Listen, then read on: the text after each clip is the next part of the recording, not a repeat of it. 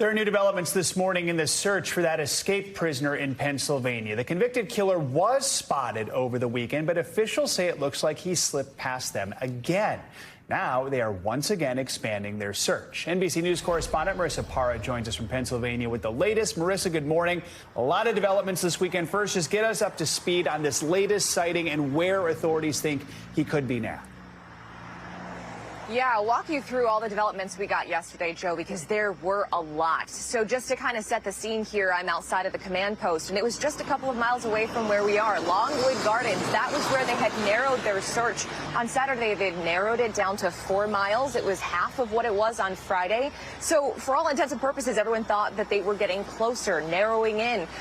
And then we heard overnight, leading into Sunday, that there had been a sighting, that there had been a van that was stolen from a local dairy farm. We found later that that van had been found abandoned behind a barn. This was, about 40 minutes away from where we are right now, so clearly had made his escape, but in between then had been seen on Ring doorbell camera twice. You're seeing that van being towed away right now, and in just a moment, I'm going to ask that we pull up those pictures that we got. Cavalcante, the most recent pictures, because what you'll notice, too, is that he's wearing new clothes. He has a totally new appearance. And in these pictures, this is him asking for help from old associates. We know that he's been asking for help from people that he has known because this is him documented doing so. And so those were 2 instances. They both called the police. And then afterwards, he was spotted about 40 minutes north of where we are right now.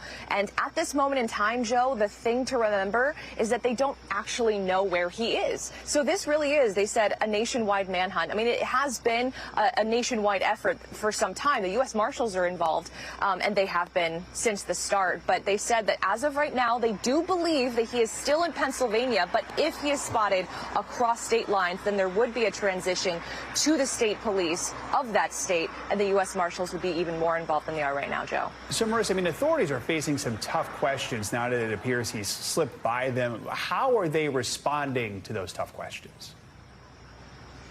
Yeah, that was something that NBC was in the room for, and NBC did press them on. And in short, because you're going to hear it from them for yourself in just a second, but in short, they really stressed that no perimeter is 100% secure. Take a listen.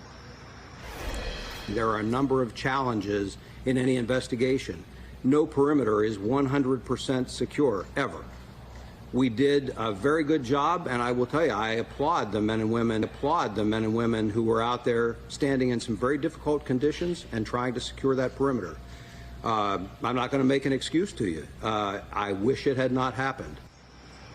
Some of those conditions, by the way, for those who need a refresher, Longwood Gardens, these are botanical gardens. They are densely wooded.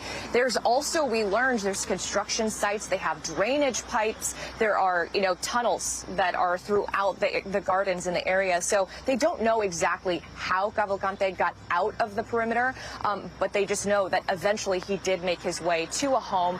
Keys were left inside of a van, and that was a huge part in him being able to make his escape once again. Joe. All right, Marissa Parra with the latest from Pennsylvania. Thank you so much. Thanks for watching our YouTube channel. Follow today's top stories and breaking news by downloading the NBC News app.